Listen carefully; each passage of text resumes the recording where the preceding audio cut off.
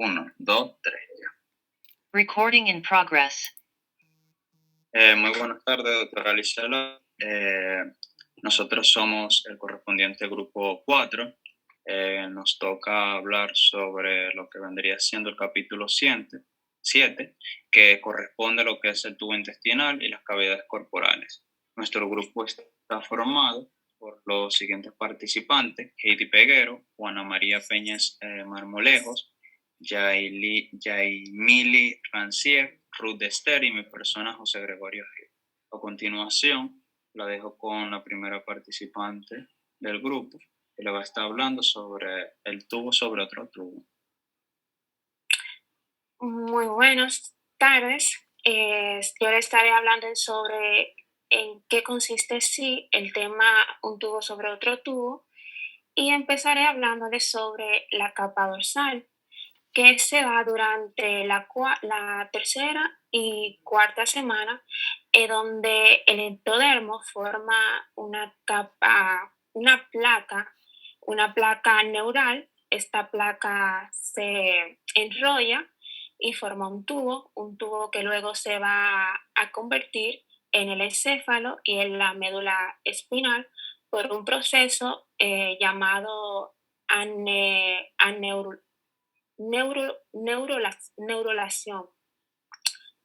Este proceso ocurre, aproximadamente casi en el mismo tiempo, pero ocurre, prácticamente al mismo tiempo, pero en la capa ventral se forma también otro tubo, un tubo que se llama tubo intestinal, que se da del endodermo, que en sí sería que ventralmente tendríamos un tubo intestinal que se da del endodermo, y dorsalmente tendríamos otro tubo que sería el neural, que se da del ectodermo.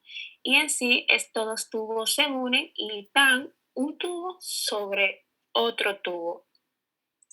Mientras que la capa medial del mesodermo se convierte en un tejido de soporte, la capa lateral se divide en capa parietal y en capa visceral.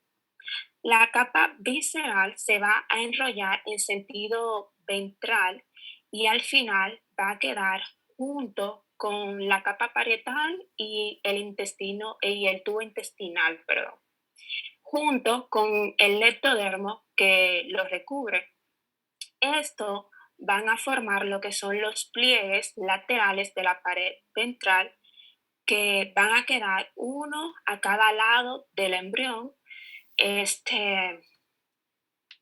se van a desplazar en sentido ventral hasta llegar a la línea medial, que es donde se van a reunir para cerrar dicha pared ventral.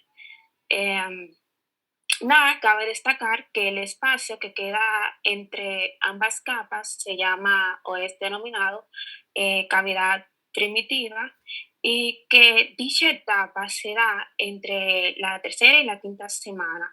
Es un proceso continuo, ya que no está subdividido no está subdividido ni en regiones pleural, ni pericárdias, ni aminopélvicas. La dejo con mi siguiente compañera.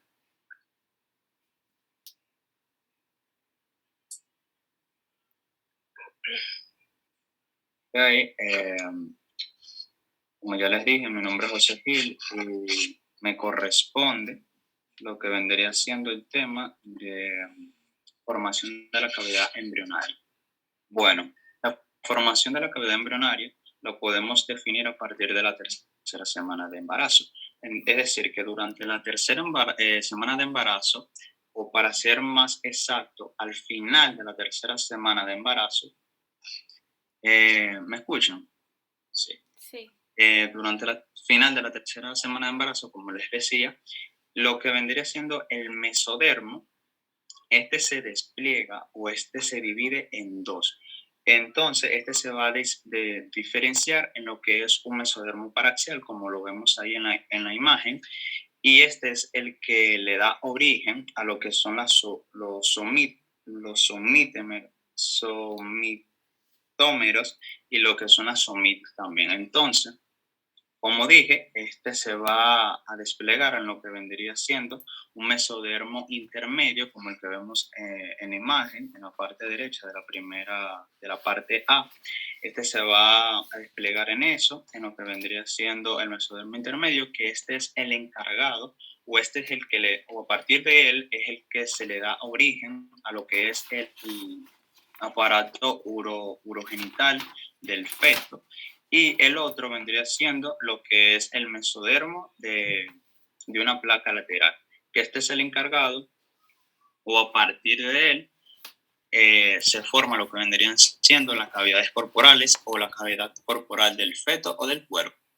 Entonces, un poco después de que el mesodermo empieza a desarrollarse, o ya se ha desarrollado, exactamente cuando el mesodermo llega a un punto de estar un poco más rígido o de una forma más sólida, por así decirlo, eh, lo que vendría siendo en el mesodermo, en el mesodermo de la placa lateral, se crea lo que son unas hendiduras.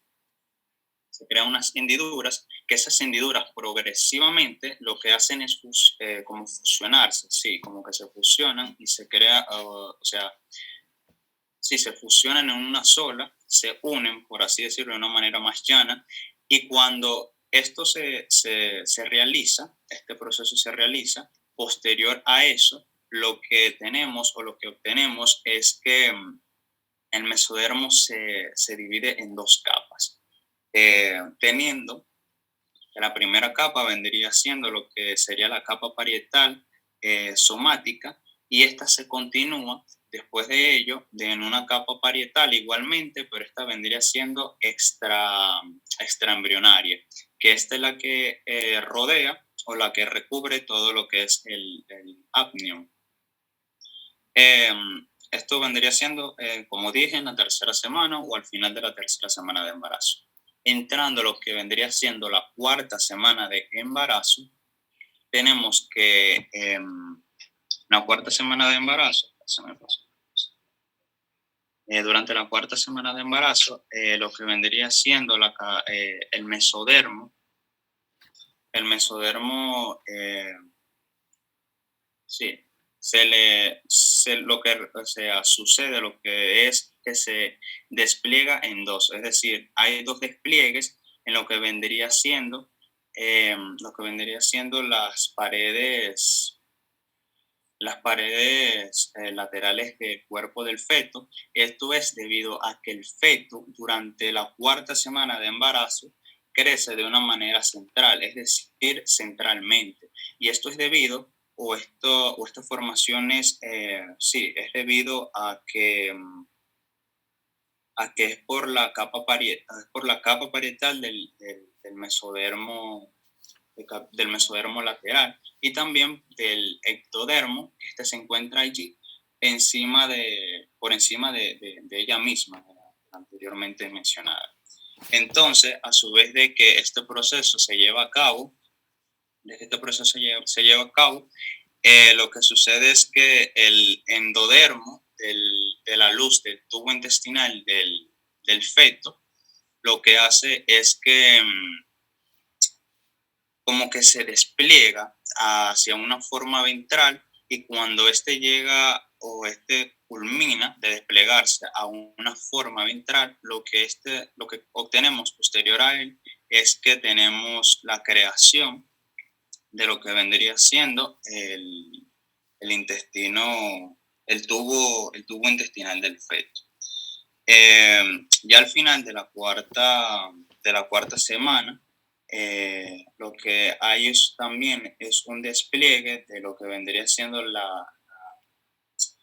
los pliegues laterales que anteriormente mencioné. Estos pliegues laterales lo que hacen es encontrarse en una línea media, y al culminar o al encontrarse en una línea media, lo que hacen es crear lo que es la pared corporal ventral y teniendo como sección que no se cierra, o sea, en su totalidad, casi en su totalidad, pero dejando como excepción lo que vendría siendo el pedículo fijador del embrión. A continuación lo dejo con mi compañera, con lo que vendría siendo la membrana serosa. Buenas noches, buenas tardes. Mi nombre es Juana María y yo le estaré hablando sobre la membrana serosa. Cambia, por favor. Cambia la diapositiva. En las células de la capa parietal del mesodermo lateral que revisten la cavidad intraembrionaria se envuelven mesoteliales y forman lo que es la capa parietal de las membranas serosas. Esta reviste el exterior de las cavidades peritoneal, pleural y pericárdica. De igual manera, las células de la capa visceral del mesodermo lateral forman la capa visceral de la membrana serosa y esta recubre los órganos abdominales, los pulmones y el corazón. Estas dos capas se continúan una con la otra a través del mesodermo dorsal. Este sostiene el tubo intestinal de la pared posterior del cuerpo dentro de la cavidad peritoneal. Este se extiende desde el límite caudal del intestino anterior hasta el final del intestino posterior. El mesodermo ventral solo se extiende desde la pared caudal del intestino anterior hasta la pared superior del duodeno y se origina por el adelgazamiento del mesodermo del tabique transverso. Cabe destacar que el tabique transverso es un bloque del mesodermo que forma el tejido conectivo entre el hígado y el tendón del diafragma. Estos mesenterios son capa doble del peritoneo que forman una vía de acceso a los órganos para los vasos sanguíneos, los nervios y los vasos linfáticos. En esta imagen podemos observar cortes sagitales medios de embriones en distintas fases del desarrollo que muestran el plegamiento cefalocaudal y sus efectos sobre la posición del corazón, el tabique transverso, el saco vitelino y el aminos. Se puede observar que al avanzar el plegamiento, la conexión entre el tubo intestinal y el saco vitelino se estrechan hasta convertirse en una vía angosta. Hasta aquí mi exposición.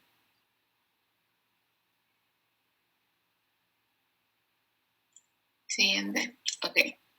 Buenas noches, mi nombre es Jimmy Rancier Pérez y yo le voy a estar hablando sobre el diafragma y la cavidad torácica.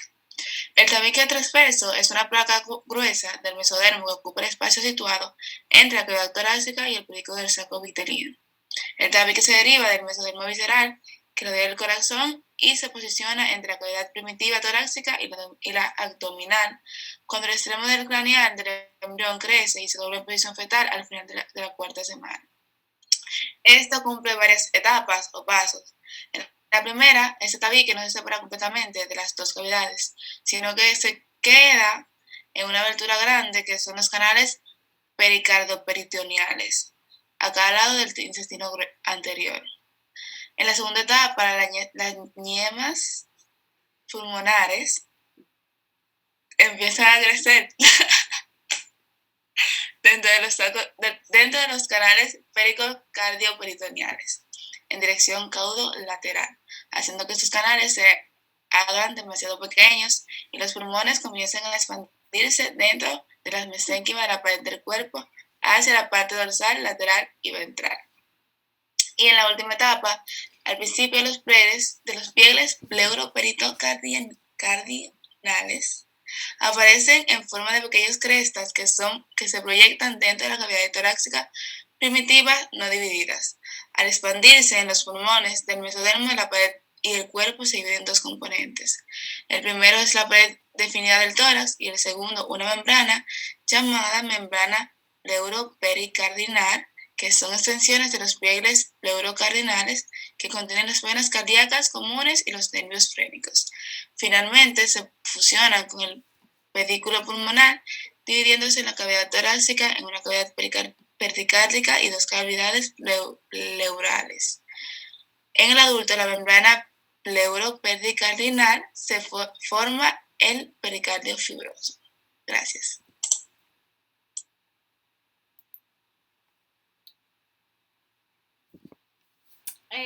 Bueno, muy buenos días. Mi nombre es Ruester Rodríguez Polanco y el día de hoy les estaré hablando sobre lo que es la formación del diafragma. Siguiente. Sin más, doy inicio a la misma. Las cavidades pleurales quedan separadas de la cavidad pericárdica, pero estas se comunican todavía con lo que sería la cavidad peritoneal, por lo que serían los canales peritoneales. Destaco que en estas etapas posteriores, el desarrollo de la abertura entre las futuras cavidades pleurales y peritoneales se van a cerrar mediante unos pliegues en forma de arco, destacando que estos arcos se denominan los pliegues pleuroperitoneales. Estos pliegues, de forma gradual, son los que se dirigen hacia la parte central y ventral de manera que en la séptima semana se van a fusionar con el mesentelio del esófago y con el tabique transverso. Bueno, por lo tanto, la conexión entre las cavidades pleurales y peritoneales van a quedar cerradas por lo que sería la membrana pleuroperitoneal. Bueno, ahora bien, cuando se van a formar el borde periférico, los mioblastos que proceden de las somitas de los segmentos cervicales que van desde el tercer al quinto van a penetrar en la membrana y de ahí es que se van a formar la parte muscular del diafragma. Lo voy a repetir porque considero que este es un punto, de mucha importancia. Y es que cuando el borde periférico de los mioblastos que proceden de las somitas de los segmentos cervicales desde la C3 a la C5 penetran en la membrana, es que se va a formar la parte muscular del diafragma. Cabe destacar que el diafragma va a derivarse de 4 estructuras, las cuales son: la primera, el tabique transverso, que en este se forma el tendón central del diafragma, es decir, la parte fibrosa del diafragma. Segundo, están las dos membranas pleuroperitoneales. Tercero, están los componentes musculares de las somitas de los segmentos cervicales desde el tercero hasta el quinto, como les dije anteriormente. Y el cuarto, que es el mesentelio del esófago, en el que se desarrollan los pilares del diafragma, que como sabemos, el diafragma consta de 2 pilares, un pilar derecho y un pilar izquierdo. Ahora bien, los nervios frénicos proporcionan tanto la inervación motora como sensitiva al diafragma. La parte más periférica del diafragma es la que deriva de la mesénquima de la pared torácica y es por esto que se cree que la inervación de este puede estar dada por lo que serían los nervios intercostales. Es cuenta hasta aquí mi intervención y con esto damos por finalizada la exposición del grupo número 4.